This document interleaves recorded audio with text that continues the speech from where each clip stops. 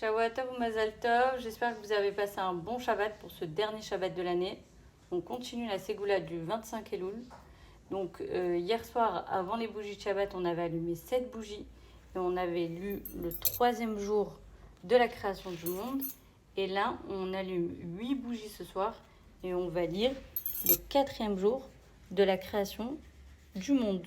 Donc, le 4e jour, Dieu dit qu'il y ait des luminaires dans le firmament du ciel pour faire distinction entre le jour et la nuit, et ils serviront de signe ainsi que pour les fêtes et pour les jours et les années, et ils serviront de luminaires dans le firmament du ciel pour prodiguer de la lumière sur la terre, et il en fut ainsi.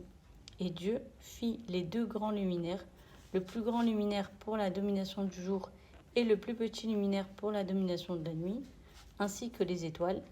Et Dieu les disposa dans le firmament du ciel pour prodiguer de la lumière sur la terre, et pour régner le jour et la nuit, et pour distinguer entre la lumière et l'obscurité.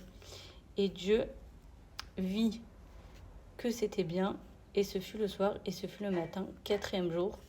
Donc là, la question que se pose Rashi, c'est que vous voyez que c'est écrit 2 grands luminaires, et d'un coup c'est écrit le plus grand, et ensuite le plus petit. Donc la question est la suivante, pourquoi d'un coup on dit grand et après on dit plus grand et plus petit? Parce qu'en fait la lune et le soleil avaient la même taille, mais la lune est venue voir Hachem et elle lui a dit c'est pas normal qu'il y ait 2 rois qui gouvernent. Donc Hachem il a dit tu t'es plaint, alors je vais te rétrécir.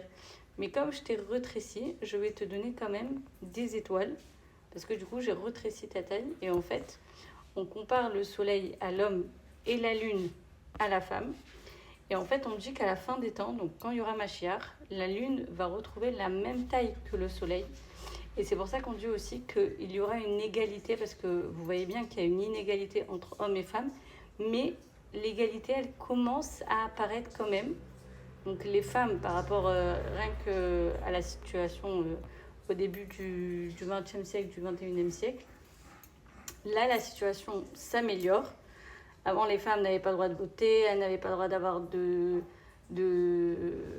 compte bancaire, elles ne pouvaient pas conduire. Bon, bref, il y avait plein de restrictions. Et là, au fur et à mesure, ça commence à s'égaliser. Et cette égalité montre que ça va être la venue du Mashiach, parce que du coup, comme la lune est comparée à la femme, de la même façon que la femme devient égale à l'homme, du coup, là aussi, on va avoir la lune et le soleil qui auront la même taille quand il y aura Mashiach. Shavua Tov et Bezrat Hashem, encore 2 jours et on passe à l'année.